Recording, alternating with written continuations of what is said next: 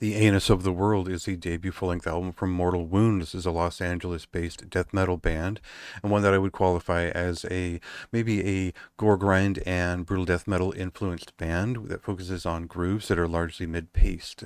It's not exactly pure pit music. It's not exactly hardcore, but they do have kind of a sludge and slower mid-paced death metal background that feeds into this thing. Now, when I say gore grind and whatnot, I really am talking about early 2000s brutal death metal that was coinciding with a gore grind movement that was going in a different direction.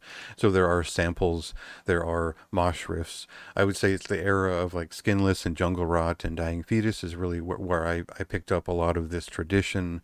Obviously, bands of this era right now certainly take cues from Mortician as well. So I was around during that time. That was kind of my heyday for death metal in terms of the brutal stuff that kind of kicked me off into the 2000s when I was a certain age.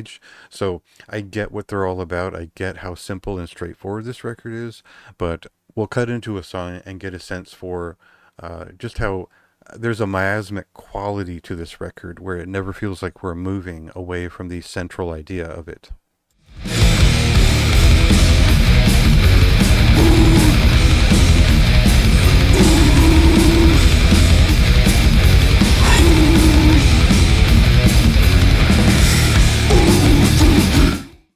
So a lot of comparable bands in this style who are a bit faster, a bit more brutal, like Sanguisugabog and 200 Stab Wounds, they're pure momentum. They're moving forward and straight through. They're pushing out their riffs and they're just cutting straight through, moshing a bit.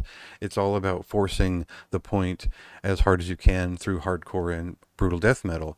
And I think that this band takes their time, they meander, they wander through it well of what they're doing, and they create like a depraved, stoned atmosphere to it. But they never quite move from that place where they started. It definitely sits and sinks into its groove. Most of these songs play out in a very similar way at a similar pace, and so there's no absolute excitement to what they're doing. It's more that they've hunkered down and pushed out a very brutal and aggressive mid-paced record, which is it's a pretty cool thing. I think there are certain Jungle Rot and Skinless records. I'm very familiar with both discographies, and I feel like this band's sound kind of fits somewhere in between those two bands and their methods. So as a fan of that, I enjoyed it, but I still felt like there was no momentum through the record that made it feel like I was going anywhere. And I kind of both I like that, but it was also kind of frustrating to start because there are some great riffs there that feel like they could be uh, more forced through. There could be more of a focus on pacing and aggression. So I kind of like that I didn't get what I expected, but I also got a little bit too much of what I did expect. So I was kind of neither here nor there with the record, but I have to admit it is well above average, and I like the curation of the art in here. I think the production values are great, and they've at least shown that they have a personality so far, and they could go further with it. But I think this is a good record and one that's worth listening to. So that's a high recommendation for me, a moderately high recommendation, if you will. But take that with a grain of salt and see if your tastes maybe line up more with what they're doing.